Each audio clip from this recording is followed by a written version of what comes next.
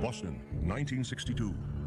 On the verge of an encounter with one of the most feared and elusive serial killers in American history, the Boston Strangler. People said that it was as if Jack the Ripper had come back from the dead to stalk Boston. Twilight, June 14th, victim number 1. The body of 55-year-old Anna Slessers was found with a sash tied around her neck. The knot so tight that blood was dripping from her ear. Her attacker sexually assaulted her with an unknown object, then left her half naked, sprawled on the kitchen floor. 2 weeks later, victim number 2. 68-year-old Nina Nichols was found dead in her apartment. 2 nylon stockings wound around her neck, blood dripping from both ears. She had been sexually violated with a bottle. The next week, victim number 3 was found in Lynn, just north of Boston. Helen Blake, who was 65, was lying on her bed wearing nothing but a pajama top stained with blood. 2 stockings and a bra were wrapped tightly around her neck, fashioned into a bow. She, too, had been sexually assaulted. Police suspected they had a single culprit on their hands. The similarities seemed to add up to the grisly signature of a deranged killer. Then, like clockwork, victim number 4 was found 3 weeks later back in Boston. This time, the killer posed the naked body of 75-year-old Ida Erga, with her legs spread wide, straddling 2 chairs, exposed to whoever opened the apartment door. Once again, the cause of death was strangulation. The Boston Strangler had now pulled off more than a string of murders. He had paralyzed a city with fear. News reports said a madman was on the loose. Within 24 hours of the last murder, another elderly woman's body was found with her head submerged in a tub of water. Victim number 5. 67-year-old Jane Sullivan had 2 stockings twisted around her neck. Then there was an eerie reprieve. For the next 3 months, there were no more stranglings until December 5th, 1962. Victim number 6. Sophie Clark was found gagged and strangled in her apartment near Boston University. Her roommate discovered the body. She just didn't move, and I was really panicked and shocked, and I called out her name, and I said, "Oh, God." And I just stood there for about a second. I thought, well, what was I going to tell her mother? They thought they had a serial killer up until the Sophie Clark murder. At that point, they had to stop and think whether it could be the same individual, because certain things were different. All of the other victims were older and white. Sophie was young, and she was black. At this point, sheer panic enveloped Boston. No woman was safe. Old, young, black, white, anyone could be a target. Boston's Phantom Strangler was grabbing headlines fast. Newspapers churned out fear with each edition, and people looked for any way to protect themselves. Every morning, the pound would be empty because the dogs would have been seized by citizens. There has been a tremendous demand for animals of all sizes, both large and small, since the strangulations began. There was a run on locks. After each one of these stranglings, we get quite a spurt for all types of locks, mainly these chain locks. Avon salesmen and Fuller brushmen were brusquely driven away. The whole town was locked up. But all the security precautions failed to prevent another murder. By the end of 1962, the Strangler claimed his 7th victim. Patricia Bissett, just 23 years old, was found strangled on New Year's Eve. At this point, police were baffled. At each crime scene, there was no sign of forced entry, no robbery, no apparent motive. We don't feel that the person or persons responsible for one or more of these crimes is necessarily 100% psychotic. We feel that the person may be normal in many ways. We feel that they will tell someone about it. We would like to hear from that person or persons before harm comes to someone else. But harm did come. During the next year, 3 more women died at the hands of the Strangler, including 23-year-old Joanne Graff, raped then strangled. The same day, America mourned the death of President Kennedy. But the most vicious crime of all was yet to come. Victim number 11, Mary Sullivan, just shy of her 20th birthday, was found in her Boston apartment on January 4th, 1964. The killer had strangled her and shoved a broom handle inside her. Propped against her foot was a greeting card proclaiming Happy New Year. Then, just as mysteriously as they started, the murder stopped. The police had exhausted every lead, but had no concrete evidence. So, the state of Massachusetts created the Strangler Bureau, a multi-agency task force with one goal in mind: find the Strangler. This office is concerned. The Attorney General, Edward Brooke, was under a lot of pressure to step in and correlate the various investigations in Greater Boston. As far as I'm concerned, it was one of the most extensive searches and investigations that we ever had. Since June 1962, we've interrogated or interviewed over 5,000 people. We've screened over 2,500 sex offenders who have been released from mental hospitals and jails and institutions. But the cops had little to go on. We had well over 1,000 leads in our files, but no one suspect would apply to all of the stranglers we were looking at. The police never did find the Boston Strangler. Instead, the Strangler found the police. Almost a year after the last killing, a man stepped forward and claimed that he was the one. He was the Boston Strangler. His name? Albert Henry DeSalvo. It was March 1965 when America could finally put a face to the monster known as the Boston Strangler. A 33-year-old construction worker named Albert DeSalvo had confessed to the 18-month killing spree. At the time, he was awaiting trial for a series of rapes. Boston police believed Albert was their man. His confessions included remarkably accurate details, especially when it came to the last victim, Mary Sullivan. I left her on the side of the bed with her head hanging down. The bust was exposed. And was she lying flat on her back, or was she? No, she was sitting up. I spent time in all the Boston cases and most of the outside cases, and his description is better than what I could give at that time. Police and reporters began unraveling the troubled life of Albert DeSalvo. It had begun during the Great Depression in Chelsea, the poorest town in all of Massachusetts. Albert DeSalvo was born in Chelsea in September of 1931. He was the third of 6 children of Charlotte and Frank DeSalvo. His childhood was miserable. Frank was a monster of abuse to his wife and to his children. He once broke Charlotte's fingers by serially snapping them as if they were dry twigs. Frank DeSalvo would bring home prostitutes and have intercourse with them in front of the children. One of the things that stands up would be probably when I was 4 or 5 years old, is my mother and my father having a fight.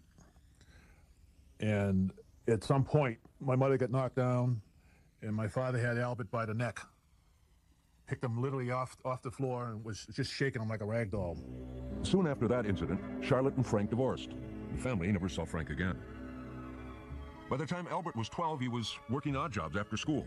He delivered flowers and shine shoes to make some pocket money. Most of all, he tried to make life easier on his sisters and brothers. If we were sitting there, he'd say, "We want a Coke," and then he'd know, looking at me, he'd know right away, the Coke isn't enough. You want a sandwich, a hot dog, you want a cake? Before he was 13, Albert had a police record. Albert had his first brush with the law in 1943. He committed assault and battery and robbery on a neighborhood paperboy. The take from that was $2.85. The judge gave Albert a suspended sentence. Within weeks, he was arrested again for breaking and entering. He had stolen $24 worth of jewelry from a neighborhood house. This time, there was no slap on the wrist. Albert was thrown into a reform school, the Lyman School for Boys, where he spent a total of 2 years. It was a harsh and forbidding world, but even after he was let out, Albert's home environment wasn't much saner than reform school had been. Just as in his early childhood, 14-year-old Albert was graphically exposed to sexual promiscuity. This time, it was his neighbors in the apartment building on Chelsea's Lower East Side. Albert also complained. He says they had a couch on the roof, and the people living in this building would have girls there. And I'd come up and they'd say, "Here's a quarter, beat it." And he says, sex all the time, happening all the time. The otherwise meek and impressionable teenager was beginning to show a sadistic side as well. Albert himself would put dogs and cats in orange crates and let them scratch each other to death. But Albert did not show any violence to those closest to him. We had a little spat because I wanted to go with him somewhere, and he kept, denying me from going, and finally I grabbed him by the hair, and I wouldn't let go. I pulled out a piece of the scalp and all on it, and even at that point, he still, he just took it like a grain of salt. He was angry, but not enough to hit me or anything for it. Albert's home life was not improving. So, at the age of 17, with only a junior high school diploma, Albert found a way out. He joined the Army. There, he developed a reputation for being obsessively neat. Albert completed his basic training at Fort Dix in New Jersey and was transferred to Germany in 1949. There, at a USO dance, he met a woman named Irmgard Beck. They fell in love. Albert was passionately in love with Irmgard. He adored her. He treated her as if she were a goddess. Albert and Irmgard were quickly married in the small town of Bad Kissingen, but the marriage ran into problems right away. Irmgard discovered that Albert had an abiding obsession with sex and an overpowering sex drive that he relieved by masturbating frequently. She was said to have claimed that he wanted to make love 5 or 6 times a day, which clearly she did not have the time for, nor the inclination. The only thing she ever said to me is that they did have sex, and then when she go to the bathroom, she'd find her dish towel or another towel with semen or something on it, and that upset her. Why, what's wrong with him that he should have sex with me and then have to go into the bathroom? He said, I have a burning feeling in my abdomen, flashes of burning, and it means I have to have sexual release of some kind. In 1954, the young couple left Germany for America, where Albert's sexual problems soon caught up with him. When Albert returned to the United States, to New Jersey, he had brushes with the law. The most serious one was an arrest in Mount Holly, New Jersey in January of 1955 for carnal abuse of a child. The charges were dropped when the girl's mother decided the court proceedings would be too traumatic for the child. Albert decided it was a good time to leave town. In 1956, Albert, Irmgard, and their new baby daughter packed up and left New Jersey and the Army altogether. Their destination, Boston. Within years, Albert would begin his downward spiral into a psychotic world of sexual deviation and violence. At the age of 25, Albert DeSalvo was fighting an internal battle against his own monstrous sexual cravings, and he was losing. But he still strained to live the normal working-class life in Boston with his wife Irmgard and their baby girl. He was very firm about the fact that he was a devoted husband and father. He never went out with the guys for a beer after work. He came straight home. He gave his entire pay packet to Irmgard. He was never one for a night out on the town. Albert grabbed whatever job he could find, in a shoe factory, then in a shipyard, and finally as a construction worker. By 1960, Albert and Irmgard had their second child, a son. But Albert was restless. He wanted to be something in life and just didn't have the background, training, education, experience, or the wherewithal to become anyone except a loudmouth, self-centered, egotistical braggart. And a sexual predator. Albert had begun to prowl the streets of Cambridge searching for his prey. He invented a routine to con gullible young women, relying heavily on his ability to charm. A man claiming to be a representative of a black and white modeling agency, he called himself Johnson, was appearing at the doors of various young women and saying, "You're lovely, you should be a model, may I take your measurements?" That man was Albert DeSalvo. He would then say that he was empowered to take their measurements to see if they would fit the photographer's needs, and that he was allowed to give $10 for just their measurements, or $15 in bra and pants, or $25 in the nude. A surprising number of women went along with Albert's scheme.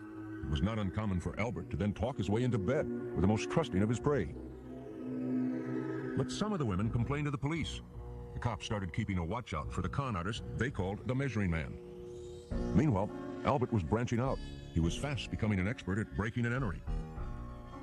And luck was on his side.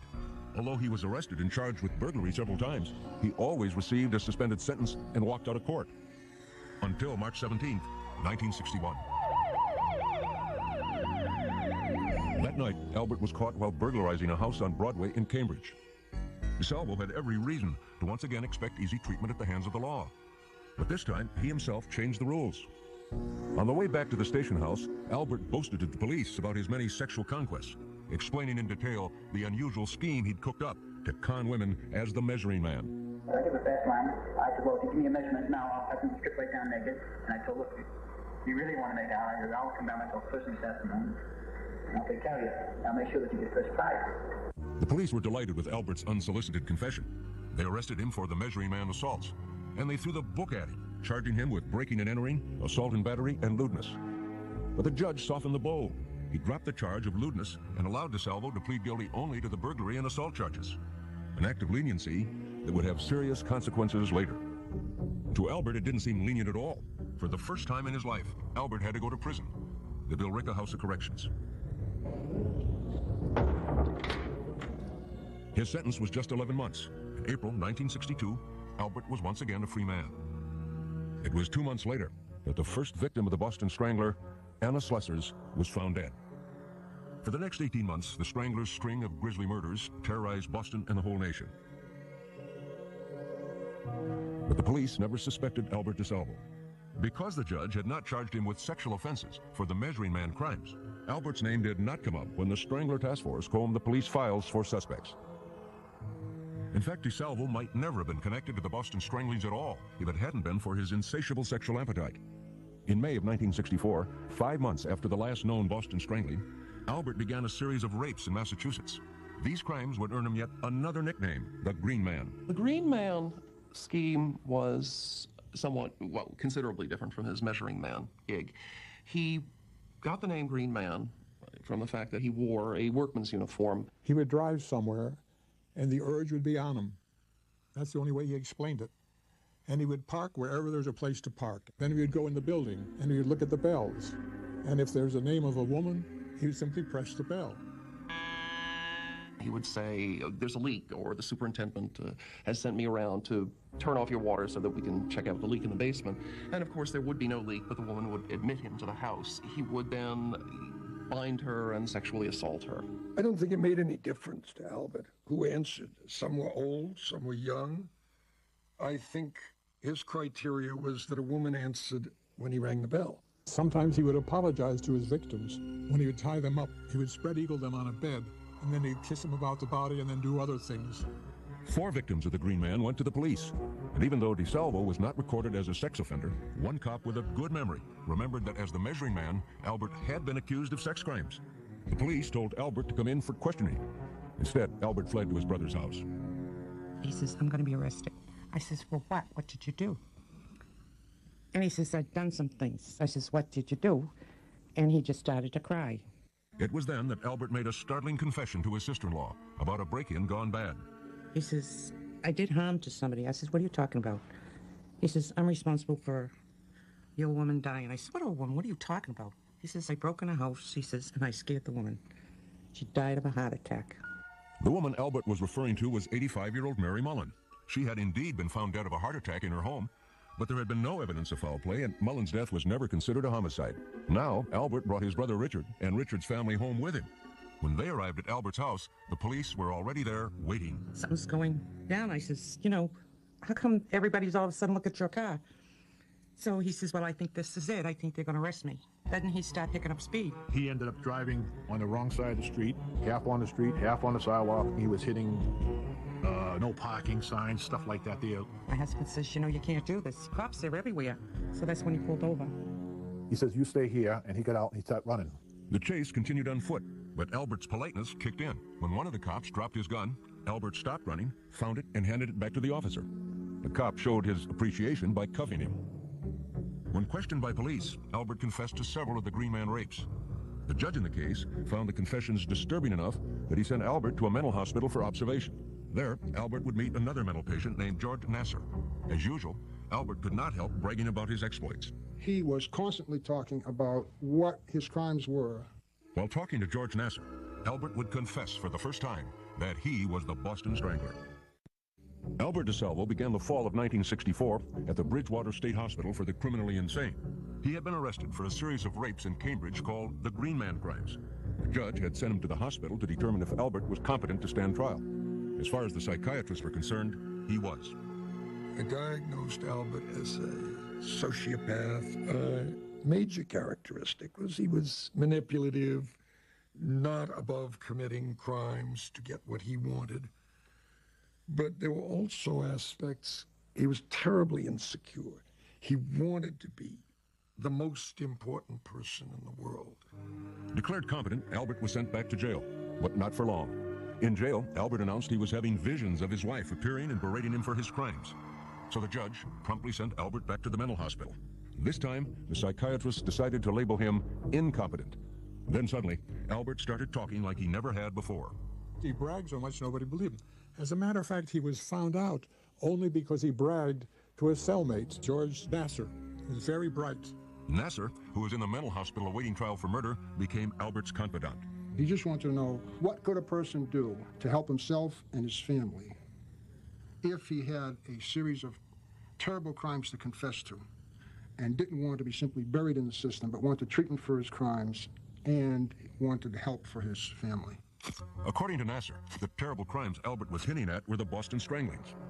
Nasser told Albert he would mention the problem to his own attorney, the famous young defense lawyer, F. Lee Bailey. Bailey was intrigued by Albert's veiled admissions, but jailhouse confessions to unsolved crimes are quite common and often invented. So Bailey wanted some proof that Albert was telling the truth. To see if DeSalvo knew what only the killer could know, and no one could memorize if the real killer had told him. Bailey went to the Boston police and asked for detailed questions on the Stranglers, questions he could use to quiz Albert. We gave him probably 25 questions that, as far as we knew, were pretty much just secreted in our organization. They certainly were never printed in the newspapers or was on television. When Bailey arrived at the mental hospital with the list of Strangler questions for Albert, George Nasser was present as the meeting started. Bailey then pulled open a folder and asked Al a question. It was something like, what was under the sofa of Mrs. So-and-so's apartment? And Al said something like, it was a pink and blue scarf, silk scarf. And that's when I said, I'll say, Al, I'm leaving. Bailey checked Albert's answers with the Boston police, who told him Albert had passed the test with flying colors. Now Bailey was sure he was dealing with the real Boston Strangler. He called Albert's wife, Irmgard, and told her. Irmgard packed up their belongings and left with the children. Albert never saw his family again. But when his brother Richard came to visit him, Albert told Richard he had great plans for the future. The way he explained it was he was going to admit to something. It was going to make him famous and rich. He would be able to have books and movies and so many different things, and there'd be so much money involved that he would even own the hospital, the mental hospital that he'd be in. F. Lee Bailey signed on as Albert's lawyer. His top priority from that point on was to keep his client out of the electric chair. So Bailey cut a deal with the authorities. Albert would confess only if the court ruled him insane from the very start. But word was getting around that someone was confessing to the Boston Stranglings. State Attorney General Edward Brooke decided to take control. I filed a petition in the Supreme Judicial Court asking for a restraining order against F. Lee Bailey. Brooke had the court appoint Albert a legal guardian. Bailey was allowed to stay on as Albert's attorney, and the state agreed that in exchange for the confessions, Albert's words could not be used against him. All his admissions were given under guardianship, therefore they were absolutely inadmissible in a criminal case without a waiver on his part. The police planned to corroborate the confessions with physical evidence and then prosecute Albert. The interrogation of Albert DeSalvo was now ready to begin. Albert described the murder of Nina Nichols, victim number 2, as he pointed to a diagram of her apartment. I was right here. You grabbed it. Grabbed it right here. Right, and fell back on the bed. When she fell back, right? Yes. I was in this position here. Right here. She's like, my feet went right around her and crossed over this way here. Crossed around her waist? No, up bottom of her legs. Right. You really had a tender. I don't like to talk about this. Then Albert claimed his sexual urges overwhelmed him. As soon as I saw the back of her head, right? Not her face. Just the back of her head, right? Just everything built up inside me. Before you know it, I put my arm around her and that was it. To lure his youngest strangling victim, Mary Sullivan, Albert explained that he used his green man ploy. I told her I'd come up there to do some work in the apartment. And she said, well, I don't know about it. But anyhow, she invited me in. I went in with her, and that's where I put the knife to her. And told her, don't scream. I won't hurt you. She was still alive when I had into clothes. She allowed me to do it to her. You understand me? After I had taken her clothes off, right? I said, now I'm going to tie you up. I'm going to leave. And I strapped her. So that her hands, I was sitting on, really. Because she was really fighting viciously, trying to get up, the knife. And I had to get on top of her so that she could not be in any position to, reach up and scratch me. Strangle her. The next grim detail Albert described was one that only Sullivan's killer could have known. There's something I did with her. What did you do with her? I know I got the broom inside her, but I didn't insert it to hurt her and penetrate her. You understand me? In all, Albert claimed he killed 13 women, 2 more than the police suspected. But after hours of talking with him, all the authorities had was talk. They couldn't link any physical evidence to Albert. That was not for lack of trying. There were no witnesses. Fingerprints from the scenes did not match Albert. Nothing connected him to the crimes except his word. He knew a lot of details that had not been in print. So we felt that if he were not the Boston Strangler, he either knew the Strangler or had been with the Strangler. The people of Boston wanted to believe that the Strangler had been discovered at last, but there were skeptics. The Strangler story had been front-page news for nearly 2 solid years. Albert could surely have studied the crimes from the news coverage. It is very interesting to me that Albert's confession reproduces the misinformation that appeared in the newspapers. For example, he grossly mistook the time of day that one of the murders was committed. He was mistaken about the type of weapon in another case. The police had agreed not to use DeSalvo's confessions as evidence against him, and they'd been unable to corroborate Albert's admissions with physical evidence. That meant that Albert was never actually charged with the Boston Stranglings and never stood trial for them. Instead, he was tried only for rapes he committed as the Green Man. Of course, considering his confessions, most people, including journalists, considered the Strangler mystery solved. To this day, everyone who read those papers believed that Albert DeSalvo was a Boston Strangler. Defending Albert on the Green Man charges, Bailey tried from the outset to convince the jury, all of whom had heard of Albert's confessions to the Boston Stranglings, that Albert was insane. I hope that they recognize insanity, because I think it will promote some interest in finding out why he is the way he is. The prosecution said Albert knew right from wrong. He would tie the women up. He would touch them on their breast, in their private parts. He was able to carry on a conversation. He was not ranting or raving or incomprehensible as he spoke to the many victims. We use that as a sign that he was sane and that he knew he was committing criminal acts. The trial lasted 8 days. The jury took 4 hours to reach its verdict: guilty, but not insane. I felt that we had given them a common-sense, logical case, and I am pleased that they saw it our way, sir. Albert was convicted on all charges. The judge sentenced DeSalvo to life in prison.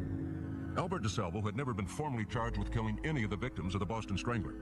Technically, all the cases remained open. But as far as the relieved nation was concerned, the Boston Strangler was at last behind bars. But Albert had other plans. Convicted of a series of rapes, Albert DeSalvo had been sentenced to life in prison. He had confessed to being the Boston Strangler, but would never stand trial for those crimes. In January 1967, he was returned to the mental hospital, awaiting transport to prison. A month later, he connived with 2 other patients to break out.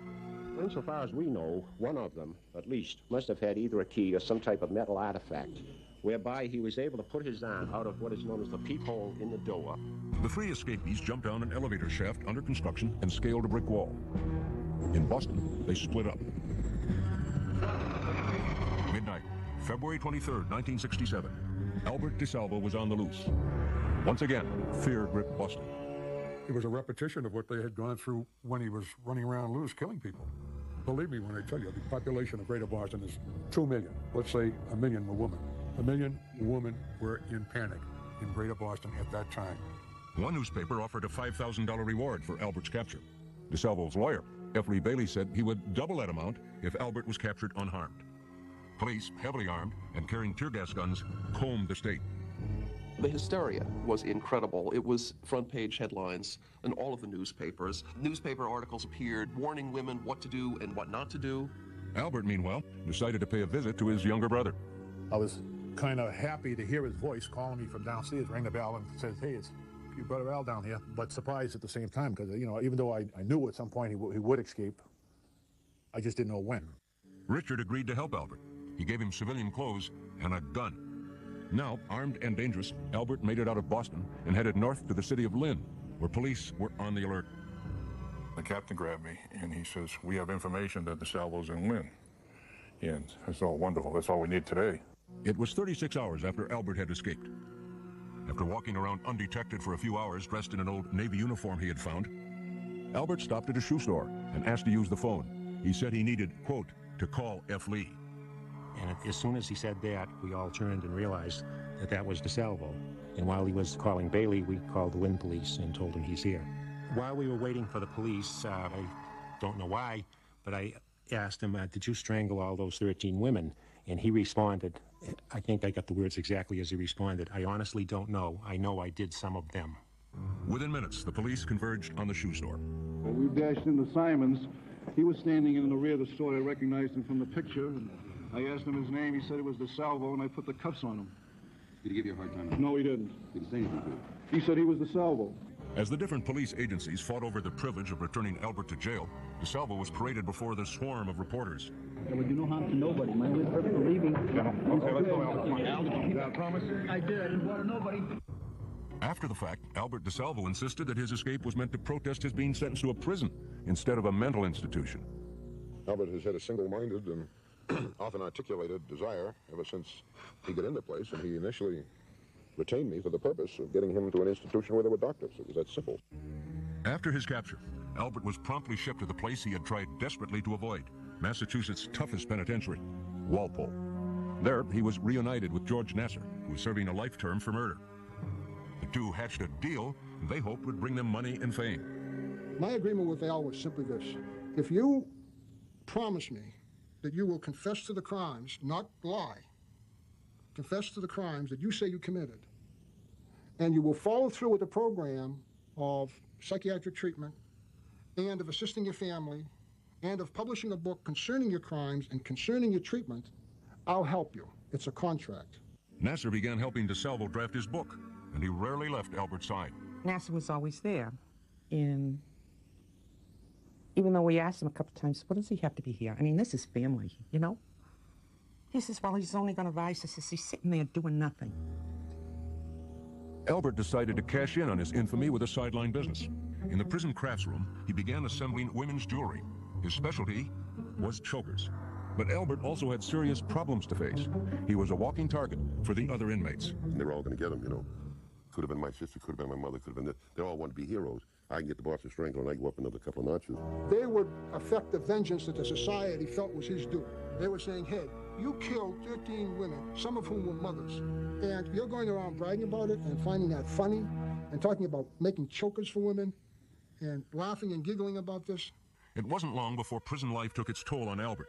Within a few months, he looked as though he had aged years. He was worn out, absolutely worn out. He wasn't a guy to do time. 6 years later, on November 22nd, 1973, Albert was stabbed to death in prison. He was 42 years old. 12 hours before his murder, he had made a phone call to one of his old psychiatrists. He said that he wanted to meet with me to tell the real story of the Boston Strangler.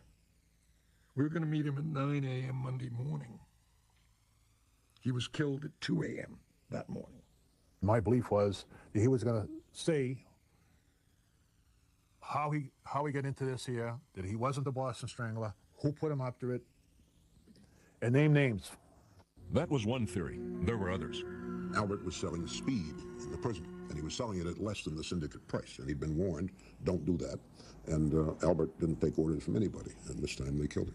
He was killed over 2 pounds of institution bacon. He was supposed to give a pound to someone else and didn't. The case of Albert DeSalvo's murder remains open, and so did the Boston Stranglers. Despite widespread public certainty that DeSalvo was the strangler, some of those familiar with the case have lingering questions. Everyone wanted the Boston Strangler off the street.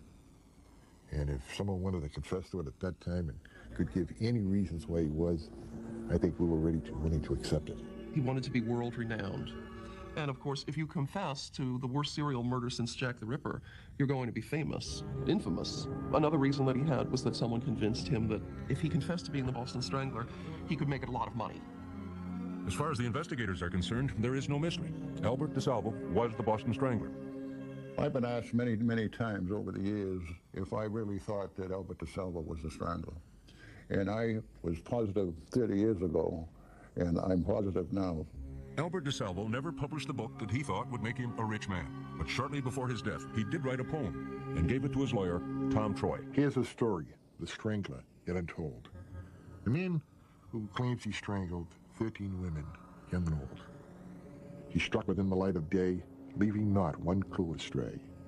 To reveal the secret will bring him fame, but burden his family with unwanted shame. Today he sits in a prison cell, deep inside. Only a secret he can tell. People everywhere are still in doubt. Is the Strangler in prison or roaming about? They had a single culprit on their hands. The similarities seemed to add up to the grisly signature of a deranged killer. Then, like clockwork, victim number 4 was found 3 weeks later back in Boston. This time, the killer posed the naked body of 75-year-old Ida Erga, with her legs spread wide, straddling 2 chairs, exposed to whoever opened the apartment door. Once again, the cause of death was strangulation. The Boston Strangler had now pulled off more than a string of murders. He had paralyzed a city with fear. News reports said a madman was on the loose. Within 24 hours of the last murder, another elderly woman's body was found with her head submerged in a tub of water. Victim number 5, 67-year-old Jane Sullivan, had 2 stockings twisted around her neck. Then there was an eerie reprieve. For the next 3 months, there were no more stranglings until December 5th, 1962.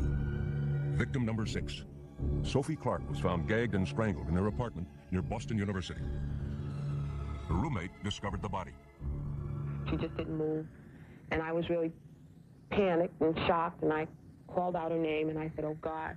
And I just stood there for about a second. I thought, well, what was I going to tell her mother? They thought they had a serial killer up until the Sophie Clark murder. At that point, they had to stop and think whether it could be the same individual because certain things were different. All of the other victims were older and white. Sophie was young, and she was black. At this point, sheer panic enveloped Boston. No woman was safe. Old, young, black, white, anyone could be a target. Boston's Phantom Strangler was grabbing headlines fast. Newspapers churned out fear with each edition, and people looked for any way to protect themselves. Every morning, the pound would be empty because the dogs would have been seized by citizens. There has been a tremendous demand for animals of all sizes, both large and small, since the strangulations began. There was a run on locks. After each one of these stranglings, we get quite a spurt for all types of locks, mainly these chain locks. Avon salesmen and Fuller brushmen were brusquely driven away. The whole town was locked up. But all the security precautions failed to prevent another murder. By the end of 1960, the murder stopped. The police had exhausted every lead, but had no concrete evidence. So the state of Massachusetts created the Strangler Bureau, a multi-agency task force with one goal in mind: find the Strangler. This office is concerned. The Attorney General, Edward Brooke, was under a lot of pressure to step in and correlate the various investigations in Greater Boston. As far as I'm concerned, it was one of the most extensive searches and investigations that we ever had. Since June 1962, we've interrogated or interviewed over 5,000 people. We've screened over 2,500 sex offenders who have been released from mental hospitals and jails and institutions. But the cops had little to go on. We have well over 1,000 leads in our files, but no one suspect would apply to all of the stranglers we were looking at. The police never did find the Boston Strangler. Instead, the Strangler found the police. Almost a year after the last killing, a man stepped forward and claimed that he was the one. He was the Boston Strangler. His name? Albert Henry DeSalvo. Boston, 1962. On the verge of an encounter with one of the most feared and elusive serial killers in American history, the Boston Strangler. People said that it was as if Jack the Ripper had come back from the dead to stalk Boston. Twilight, June 14th, victim number 1.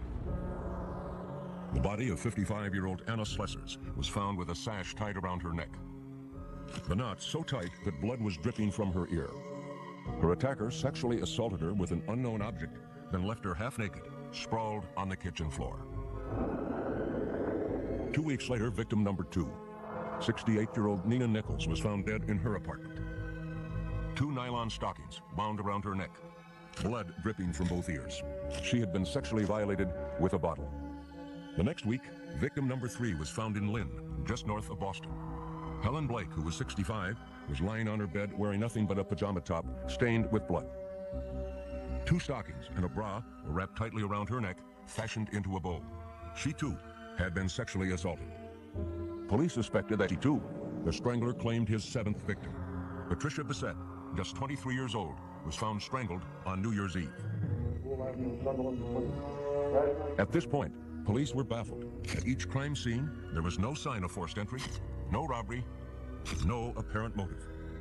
We don't feel that the person or persons responsible for one or more of these crimes is necessarily 100% psychotic.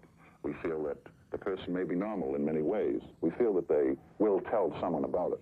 We would like to hear from that person or persons before harm comes to someone else. But harm did come. During the next year, 3 more women died at the hands of the Strangler, including 23-year-old Joanne Graff, raped, then strangled. The same day, America mourned the death of President Kennedy. But the most vicious crime of all was yet to come. Victim number 11, Mary Sullivan, just shy of her 20th birthday, was found in her Boston apartment on January 4th, 1964. The killer had strangled her and shoved a broom handle inside her. Propped against her foot was a greeting card proclaiming Happy New Year. Then, just as mysteriously as they started,